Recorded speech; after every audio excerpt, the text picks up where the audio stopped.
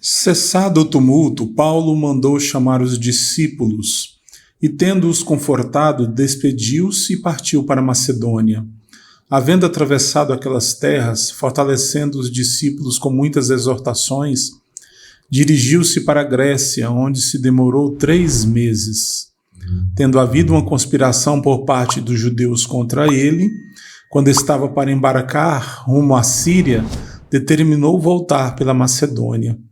Acompanharam-no até a Ásia Sópatro de Bereia, filho de Pirro, Aristarco e Secundo de Tessalônica, Gaio de Derbe e Timóteo, bem como Tíquico e Trófimo da Ásia. Estes nos precederam, esperando-nos em Troade. Depois dos dias dos pães asmos, navegamos de Filipos e em 5 dias fomos ter com eles naquele porto, onde passamos uma semana. No primeiro dia da semana, estando nós reunidos com o fim de partir o pão, Paulo, que devia seguir viagem no dia imediato, exortava-os e prolongou o discurso até a meia-noite. Havia muitas lâmpadas no cenáculo onde estávamos reunidos. Um jovem chamado Eutico, que estava sentado numa janela adormecendo profundamente durante o prolongado discurso de Paulo, vencido pelo sono, caiu do 3º andar abaixo e foi levantado morto. Descendo, porém, Paulo inclinou-se sobre ele e, abraçando-o, disse: Não vos perturbeis, que a vida nele está. Subindo de novo, partiu o pão e comeu, e ainda lhes falou largamente até o romper da alva. E assim partiu. Então conduziram vivo o rapaz e sentiram-se grandemente confortados. Nós, porém, prosseguindo, embarcamos e navegamos para Assos, onde devíamos receber Paulo, porque assim nos fora determinado, devendo ele ir por terra. Quando se reuniu conosco em Assos, recebemo-lo a bordo e fomos a Mitilene. Dali, navegando, no dia seguinte passamos defronte de Quios. No dia imediato tocamos em Samos e um dia depois chegamos a Mileto, porque Paulo já havia determinado não aportar em Éfeso, não querendo demorar-se na Ásia, porquanto se apressava com o intuito de passar o dia de Pentecostes em Jerusalém, caso lhe fosse possível.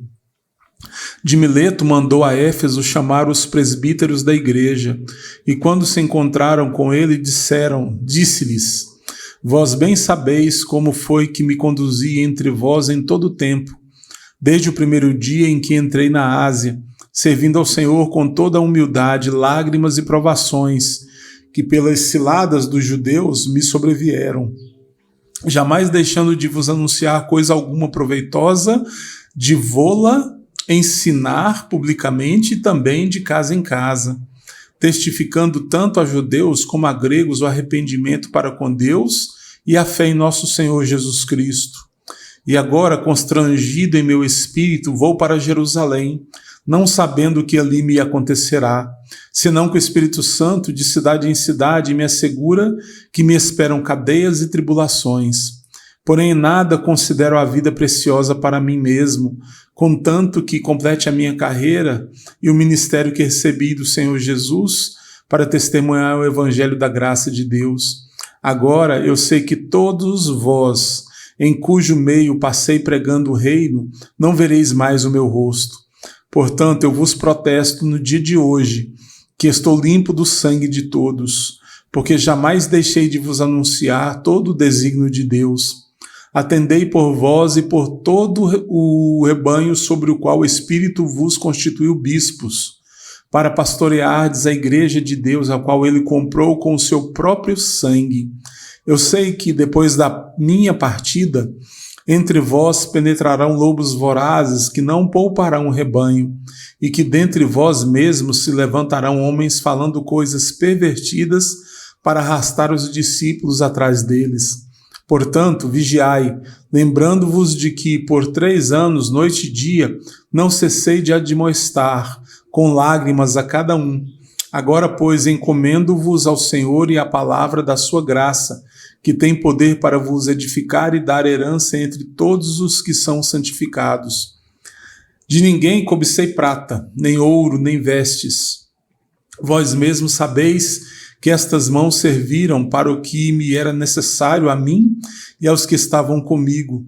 Tenho-vos mostrado em tudo que, trabalhando assim, é mister socorrer os necessitados e recordar as palavras do próprio Senhor Jesus. Mais bem-aventurado é dar do que receber. Tendo dito estas coisas, ajoelhando-se, orou com todos eles. Então houve grande pranto entre todos, e abraçando afetuosamente a Paulo, beijavam, entristecidos especialmente pela palavra que ele dissera, que não mais veriam seu rosto, e acompanharam-no até o navio. Amém.